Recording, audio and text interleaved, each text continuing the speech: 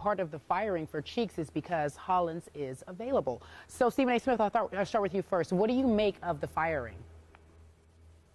I think it was bogus. I think it was premature. I think it was credibly unfair to Mo Cheeks. I'm disgusted by it. The fact is, you're 49, 50 games into his first season as head coach of the Detroit Pistons, and he's gone. Make no mistake about it, this is not the decision of Joe Dumars. Joe Dumars did not make this call. This is the owner, Tom Gores, a man that's worth a couple of $1 billion, who's barely been to about 5 games this year, who ultimately decides to fire Mo Cheeks because that's not the man he wanted to begin with. I would remind everybody, because a lot of people out there don't realize this, it wasn't Joe Dumars that wanted Lawrence Frank. It was Mr. Gores. And now you have a guy who's the owner, who's worth billions, who's also graduated from Michigan State and would love to get Tom Izzo. So don't be surprised if you hear Tom Izzo's name, the coach at Michigan State, for the job. Now, if I had a son, I would want him to play for Tom Izzo. I love Tom Izzo as a coach. I think he's fantastic. But I think you'll see the Pistons coming after him. I think you'll see Flip Saunders in Minnesota eventually coming after him as well, our former colleague here at ESPN. But in the end, what it comes down to is that Joe Dumars, I'm going to say this because I don't think a lot of people realize this. I think he's getting a bad rap. You have to, and just so everybody knows, I have not spoken to Joe Dumars. I'm just going by what I see and how I feel. Went to 7 consecutive Eastern Conference Finals over the course of 2002 to 2009. Everybody wants to make a big deal about the number of coaches, Skip, that they've had. The number is 8 and counting since 2000. Well, I got news for you.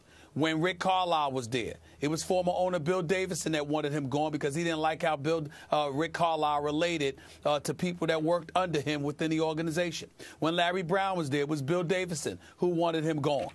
And Joe D didn't hire Lawrence Frank. And you know, that was the owner. And Joe D, you know, was picking Mo Cheeks, and now you make this decision. So there's a plethora of coaches that have fallen under the stewardship of Joe Dumars, whether they were hired and unable to be retained or whatever the case may be. And it's moves by ownership. And that's what this is here. Mr. Gores did not want Maurice Cheeks to begin with. He was just willing to tolerate Cheeks hiring because he know he messed up by having Dumars hire Lawrence Frank, and that's what you have right now. It's an unfortunate situation, but it is what it is. And in the end, Mo Cheeks is the one that gets a raw deal because bottom line is this man did not deserve to lose his job just 50 games into his first season. It's an insult, and it's egregious, and it's a damn sad day that it happened.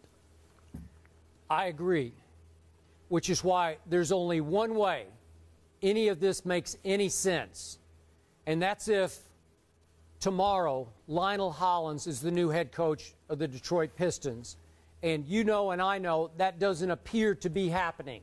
Even though Lionel it sounds like he wants the job, he is available.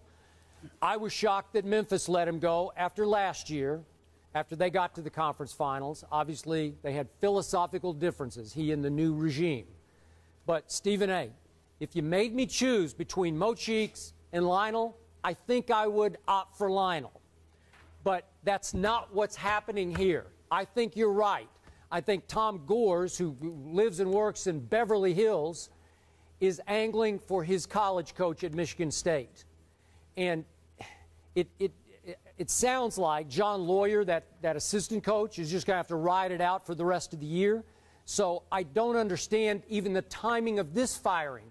They had just won 4 out of 6. They had just blown out Brooklyn, who was on a back-to-back, and Denver, who lost Ty Law in the second half. But they blew them out at home, so I was seeing some signs of, oh, maybe they're starting to figure it out.